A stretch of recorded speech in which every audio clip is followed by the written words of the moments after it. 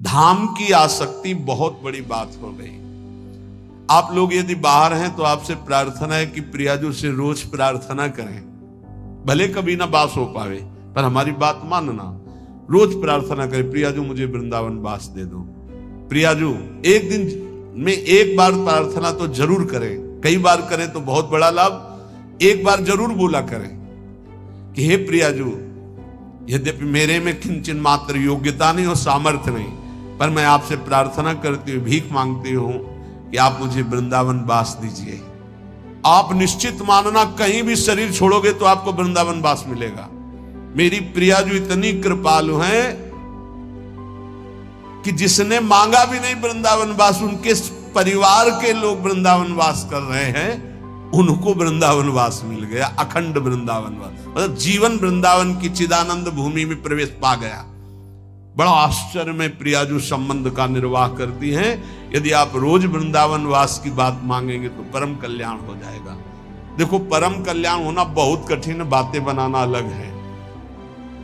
ये जन्म हमारा आखिरी हो, इसमें पूरा का पूरा विश्वास हमें श्री जी की कृपा पर है, साधना पर नहीं है। हम अपनी बात कह रहे हैं, मेरी लाडली जी की कृपा पर। वो ऐसी करुणामयी हैं, ऐसी कृपा सिंधु है, बस उनकी बात होते ही जबान में ताकत नहीं कि हम बोल सके उनकी करुणा पर। यद्यपि हरि करुणा समुद्र है, पर हरि के करुणा समुद्र का सार हमारी प्रियाजू करुणामयी। नीच पापी से भी पापी को ऐसा पद प्रदान करती हैं, पूछो। हमारी प्रियाजू का ही तो स्वरूप हितजू महाराज हैं, नरवाहन जी। कोई ऐसी कृत्य नहीं जो ना किए हो नरवाहन जी। घोर हिंसक स्वभाव, पूरा ब्रजमंडल थरथर कांपता था, राजा नरवाहन कहे जाते थे, और एक सेना थी इनकी पूरी। किसी को भी बंदी बना लेना, लूट लेना, मारना, ये स्वभाव। हितजू महाराज की एक करुणा दृष्टि हुई, उनके हृदय में राधा वल्लभ श्री हरिवंश नाम की प्रियता पहले जागृत हुई। जे भी शरण में आए तो नरवाहन प्रभु निहार, लोचन भरी घोष नारी, नख सिख सौंदर्य काम दुख निकन। ऐसी हमारी हित सजनी जो हैं कि ऐसे नरवाहन जी को सीधे नित्य विहार का दर्शन करा रहे हैं। ऐसे ही हमारे गुरुदेव करुणामय हैं। जैसे आचार्य का स्वभाव देखा तो हमारी इष्ट महारानी जी का और आचार्य का एक स्वभाव देखा। जैसा श्री जी का स्वभाव वैसा हित सजनी जी का स्वभाव, और जो हित सजनी जी का स्वभाव वही गुरुदेव का स्वभाव देखा। मतलब इष्ट ही आचार्य, आचार्य ही गुरुदेव। गुरुदेव का बड़ा करुणामय स्वभाव देखा, जैसा स्वामिनी का स्वभाव। मेरी स्वामिनी सब ठीक कर देंगे। आप लाखों कुछ दूर हो, हमारे प्रियाजू की शरण में हो, रोज वृंदावन का प्रार्थना है। अगर आपको वृंदावन दिव्य वास करना है, प्रियाजू की सेवा में जाना है, महासुख है श्यामा श्याम की सेवा करना, तो एक बात हमारी मान लेना, रोज वृंदावन की परिक्रमा करना। मानसिक एक बार परिक्रमा कर लो और अपने दिमाग में बैठा लो। रोज आकर के संत संग करना, 5 मिनट आकर राधा केल कुंज में बैठना। गए, प्रणाम किया, दर्शन किया, सत्संग हो रहा था, फिर परिक्रमा में उतरे, फिर परिक्रमा से धीरे धीरे जुगल घाट, केसी घाट, वैसे परिक्रमा। वृंदावन को चिंतवन यह है दीप उर्बार, कोटि जन्म के अगतमय काट करे उजियार। और रोज प्रार्थना कि श्री जी मुझे वृंदावन वास दे। ये दो बातें आपको दिव्य वृंदावन पहुंचा देंगी। और राधा वल्लभ लाल को हृदय ध्यान मुख नाम, ये आचार्य चरण का आदेश है। अगर राधा वल्लभ नाम चल रहा है तो ध्यान रखना, कोई भी विघ्न तुम्हें परास्त नहीं कर सकता। आनी होती आनी,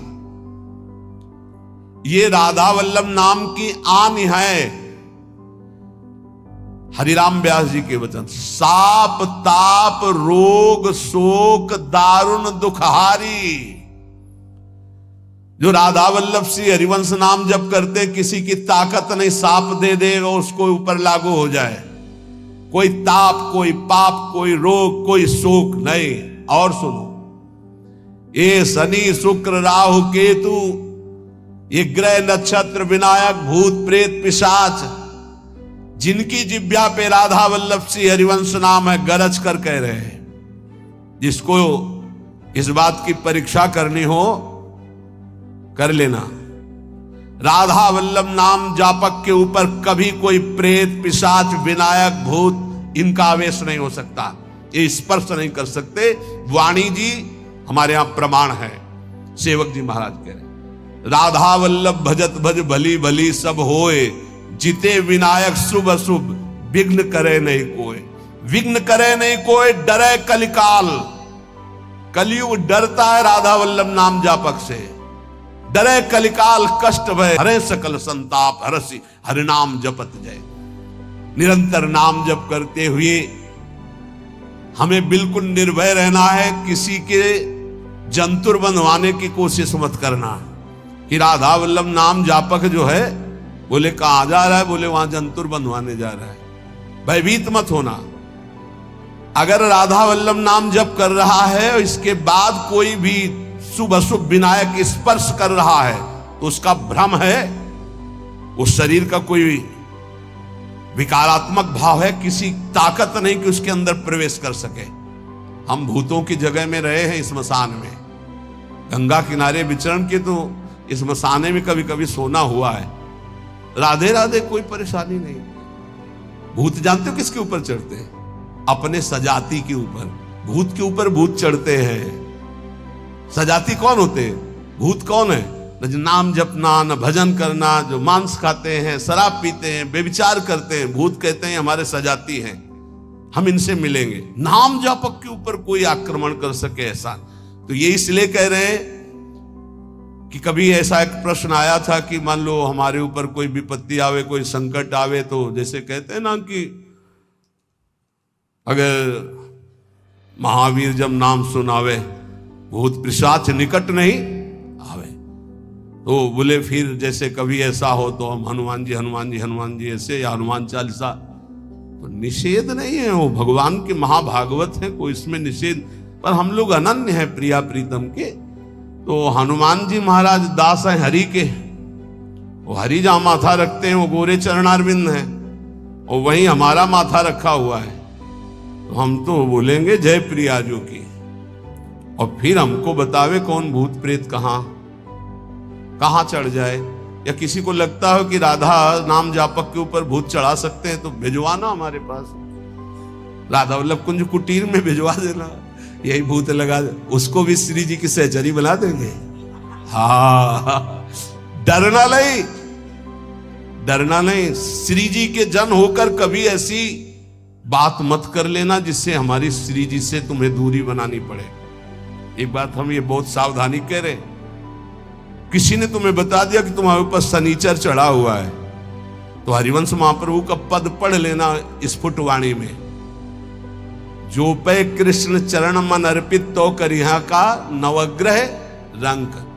तेल चढ़ाने मत जाना।